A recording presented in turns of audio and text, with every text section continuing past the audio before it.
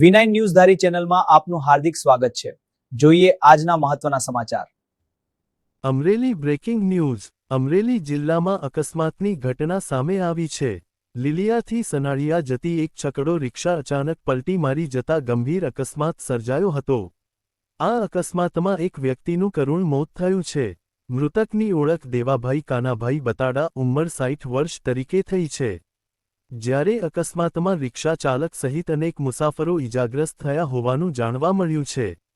ઘટનાની જાણ થતાં જ તાત્કાલિક બચાવ કામગીરી હાથ ધરવામાં આવી હતી અને તમામ ઇજાગ્રસ્તોને નજીકની હોસ્પિટલમાં સારવાર માટે ખસેડવામાં આવ્યા છે।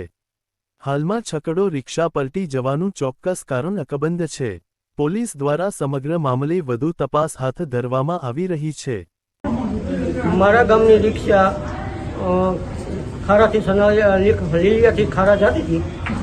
એમાં એક રિક્ષા જતી હતી, બીજી રિક્ષા સાઈડમાંથી ચડાવી અને મિલર સાઈડમાં બાંધેલું હતું। એ મિલરનો તલો લાગી ગયો, એમાં મારા ગામની રિક્ષા પલટી ખાઈ ગઈ। એમાં 4 ઇજાગ્રસ્ત થયા છે। એમાં હાલ એક સિરિયસ છે, એને ભાવનગર રિફર કરે છે।